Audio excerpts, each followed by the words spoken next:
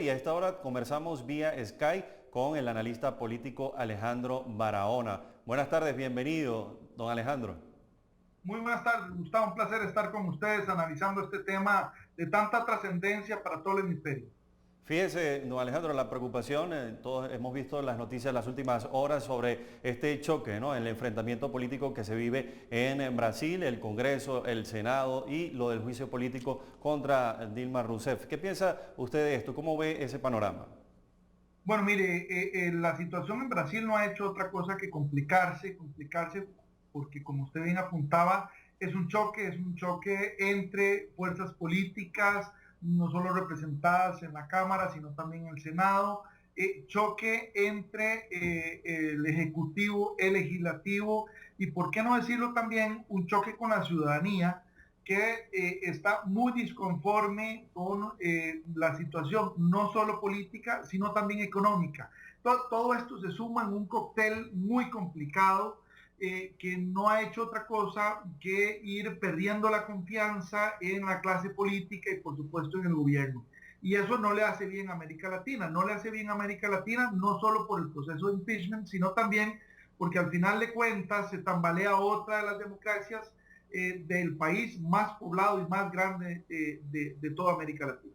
Señor Barahona, ¿usted no cree que esto puede causar una reacción en cadena? La situación que comenzó en Argentina, ahora la vemos en Brasil. ¿Qué puede pasar con otros países del área también afectados por estos cambios y esta polémica política?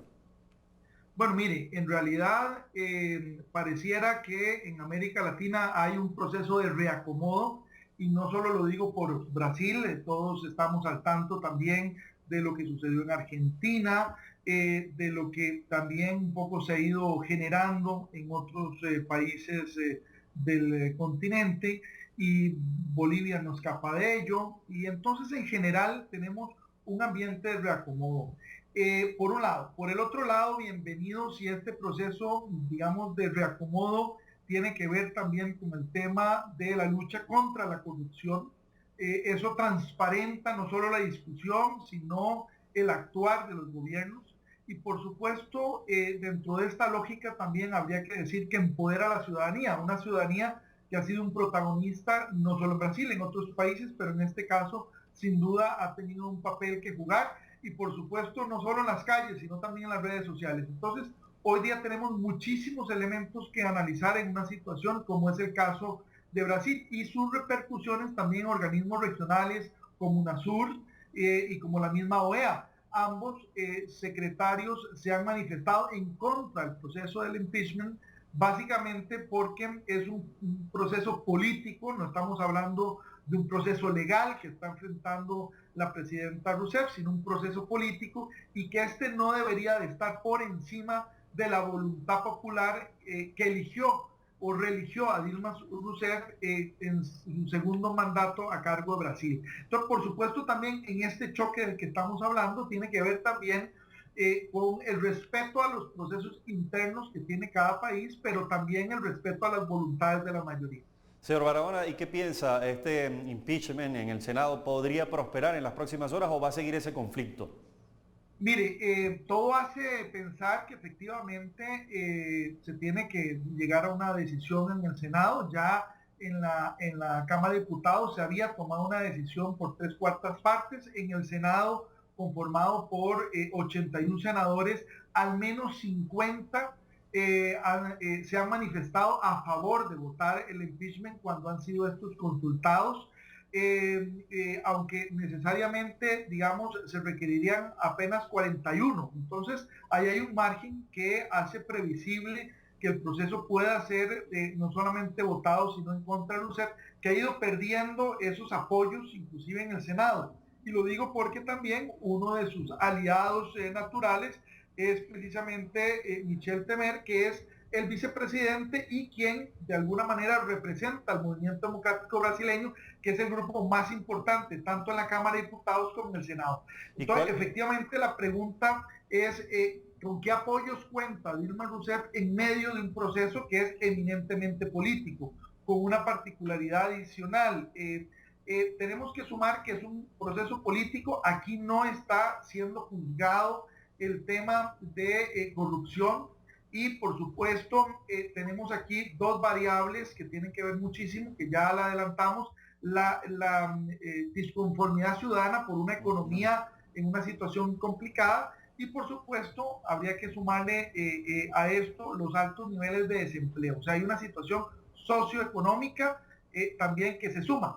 Y esto lo digo porque, por supuesto, la popularidad de Dilma Rousseff también ha ido bajando. Entonces eso también empodera a los senadores de oposición en términos de la decisión que habría que tomar. Que hay que aclarar, la decisión que se tomaría hoy es si se inicia el proceso o el juicio político. O sea, hoy no se está dando el juicio, se estaría dando la apertura. Lo que pasa es que si se aprueba esa apertura, la presidenta sería suspendida por un lapso de 180 días en el cual el vicepresidente asumiría y en el cual durante esos 180 días la presidenta tendría que concentrarse en el juicio político en el Senado. Entonces, por supuesto, esto técnicamente sería complicado de asimilar también en un continente como nuestro, que ha ido con una mayor preponderancia bajo regímenes democráticos. Entonces, por supuesto, aquí la suspensión de una presidenta para que enfrente un proceso político no es usual.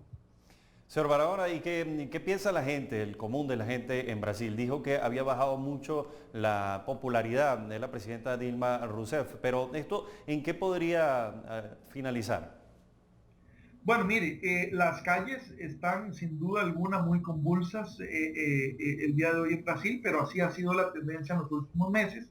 Y también tenemos que decir que el que pudiera eventualmente asumir el vicepresidente tampoco ayudaría a calmar las aguas, porque fíjese que solamente el 2% de los brasileños respaldan o eventualmente respaldarían al vicepresidente si se presentara como candidato y 60% de la población dice que él también tiene que renunciar al gobierno.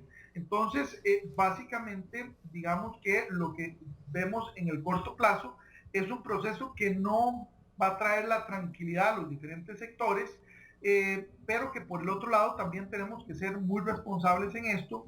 Hay que entenderlo en términos de que ese pueblo fue el que tomó la decisión de reelegirla. Lo que pasa es que tiene mucho que ver en ese proceso de reelección, no solo la situación económica que tocaba muy por encima y si usted quiere profundizamos, sino también el tema de que básicamente cuando se votó por Dilma Rousseff se votó entendiendo que la situación económica, aunque había sufrido un traspié, estaba estable. Y los dos elementos por los que está siendo procesada Dilma Rousseff, o eventualmente sería procesada, si hoy se aprueba... Bueno, perdimos el contacto. ¿Me escucha, señor Barahona? Yo lo escucho. ¿Ustedes me escuchan? Sí, perfecto. Ok, perfecto. No, decía básicamente que los dos procesos por los que estaría siendo procesada Dilma Rousseff en este impeachment sería por haber maquillado la situación de las finanzas públicas de cara al proceso de reelección. Y eso, por supuesto, entonces también lo que genera hoy día en las calles es un descontento porque lo que se percibe es que hubo un engaño parcial en la reelección de Dilma Rousseff. Bueno, muchas gracias, don Alejandro Barahona. Un placer y con gusto podemos profundizar una vez que tengamos decisiones un poco más aterrizadas en Brasil.